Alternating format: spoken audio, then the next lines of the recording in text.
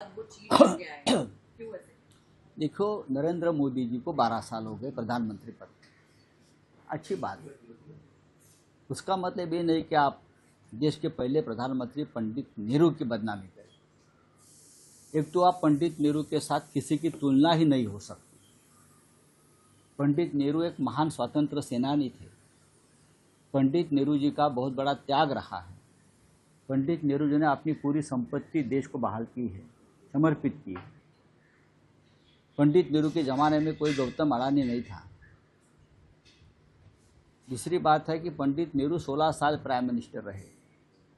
15 अगस्त 1947 से। लेकिन मोदी जी और उनके लोग मानने को तैयार नहीं, क्योंकि वो इलेक्टेड प्राइम मिनिस्टर नहीं थे। अगर उनके कैबिनेट में उस वक्त डॉक्टर बाबा साहेब आम्बेडकर थे, सरदार वल्लभ भाई पटेल गृह मंत्री रहे, तो उसका मतलब आप सरदार पटेल को पहले गृह मंत्री मानने को तैयार नहीं। डॉक्टर आम्बेडकर जी को आप पहले कानून मंत्री मानने को तैयार नहीं। उनके कैबिनेट में जगजीवन राम जैसे नेता थे और 4-4.5 साल तक वो सरकार चलाई। फिर बाद में संविधान सभा घटित हुई है, बहुत सी बातें हैं। लेकिन मोदी ये मानने को तैयार नहीं। तो मैं मानता हूँ आपने नेहरू जी का विक्रम ने तोड़ा है, ना तोड़ सकते हैं। कि आप समझ में लीजिए, 2014 में Narendra Modi elected prime minister जरूर रहे, 2019 तक। उसके बाद के सभी चुनाव जो हुए देश में वो रिगिंग हो गया। जिस तरह से चुनाव लड़े और चुनाव को हाईजैक किया ये लोगों ने, पैसे की ताकत पर, टेररिज्म, चुनाव आयोग को हाईजैक करना, सुप्रीम कोर्ट के ऊपर दबाव लाना, ये सभी माध्यम से मोदी अगले 2 टाइम जो प्राइम मिनिस्टर बन गए, मैं उनको इलेक्टेड प्राइम मिनिस्टर हम लोग नहीं मानते। 2014 से 2019 तक ही ये इलेक्टेड प्राइम मिनिस्टर है। 2024 में तो आपने देखा होगा क्या हो गया, उनको बहुमत भी नहीं मिला। और इस देश की 50-60 लोकसभा की सीटें हैं, वो किस प्रकार से चोरी किए लोगों ने। मुंबई की एक सीट 40 सीटों से वो लोग हार गए। वो एकनाथ शिंदे का फ़ोन आया रिटर्निंग ऑफिसर वंदना सूर्यवंशी को, और हमारी जीती हुई सीट उनको बहाल कर दी। ये आपका चुनाव लड़ने का तरीका है। आपके हलफनामे में, नॉमिनेशन फॉर्म में आपने कभी बहुत सी इंफॉर्मेशन छुपाई। क्या क्या छुपाया आपको मालूम है मोदी जी ने। मैं अभी उस बारे में चर्चा नहीं करना चाहता हूँ। बहुत सी बातें छुपाई। उन्होंने टारगेट कल कांग्रेस को किया। मैं कपट देखता हूँ ना। मैं देखो, नरेंद्र मोदी जी ने विधानसभा के उनके कोई नॉमिनेशन फॉर्म में अपनी शादी की बात नहीं लिखी, वो छुपाई। ये बहुत गंभीर मामला है। फिर भी उनका नॉमिनेशन फॉर्म वैलिड हो गया ना।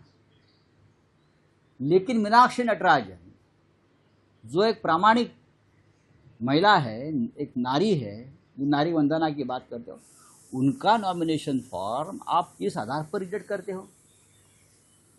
परिमल नाथवानी जी हमारे मित्र है, झारखंड से लड़ रहे हैं। उनको रिटर्निंग ऑफिसर 24 घंटे की मोहलत देता है।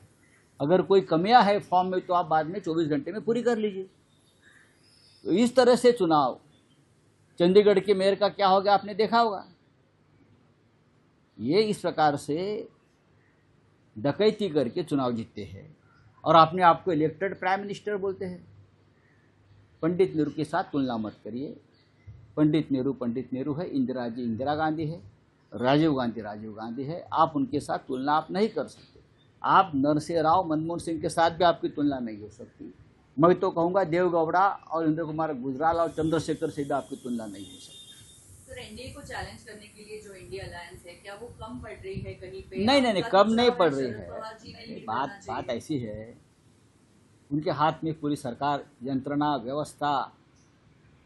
जिस सरकार का, जिस देश का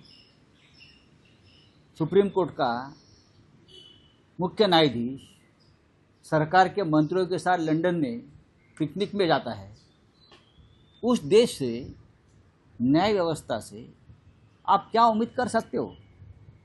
और उसके आधार पर तो मोदी प्रधानमंत्री पद पर टिके हैं ना।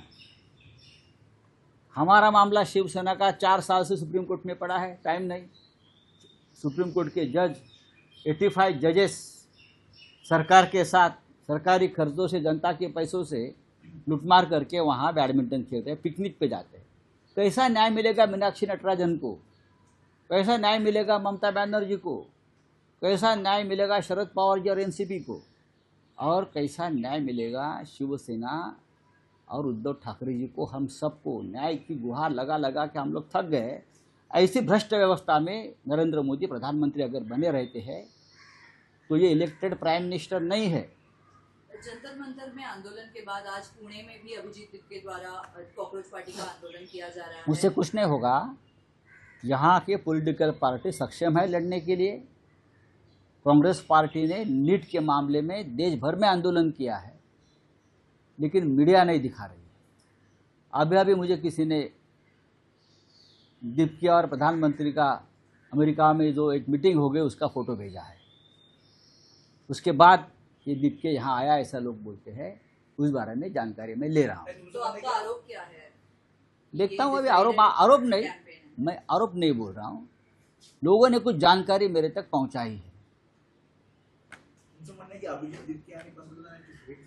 नक्कीच नक्कीच नक्कीच नक्कीच त्याच्याविषयी खुलासा आम्ही घेऊ, माहिती घेऊ। आम्ही आगीत उड्या मारणार नाही। आता या देशातले राजकीय पक्ष आणि सामाजिक संघटना आपले लढे लढायला मजबूत आहेत। पण तुम्ही एक म्हणजे काही दिवसांपूर्वी या कॉकरोच पार्टीला समर्थन दिलं, त्यांच्या भूमिकेला समर्थन दिलं। नक्कीच नक्कीच, पण नवीन नवीन माहिती जेव्हा समोर येते तेव्हा ती माध्यमांसमोर मांडणं आवश्यक असते। मी तुम्हाला त्याच्या बाबतीत लवकरच अवगत करीन। तुम्ही तुमच्या पक्षाच्या नेत्यांना सांगतायत की सावध राहा, आपली भूमिका नाही मांडा। आम्ही मोठे नेते सुद्धा म्हणजे अगदी एक लक्षात घ्या, कोणीही कोणत्याही राजकीय पक्षाचा नेता त्या आंदोलनात गेला नाही। आम्ही तरुणांना आम्ही पाठिंबा दिला। तरुणांचा जे प्रश्न आहे ते रस्त्यावरती जर उतरले असते तर सरकारने त्यांचं ऐकायला हवं, ही आमची भूमिका आहे। पण कोणी या माध्यमातून सरकारला मदत करत असेल काही वेगळ्या भूमिकेतून तर त्याच्यावरती आमचं लक्ष ठेवणं हे गरजेचं आहे। मॅनेज केले जाते आंदोलन असं तुम्हाला? मी असं आता काहीच म्हणणार नाही। या क्षणी मी काहीच म्हणणार नाही। हाँ तो मोदी जी ने, अब मोदी जी को 12 साल हो गए हैं सरकार में। मोदी इतने बड़े नेता है। मोदी जी ने अपने मित्र जो उनकी वाहवाह करते हैं ट्रम्प साहब, उनसे बातचीत करके वार रुकवाना चाहिए। Thank you.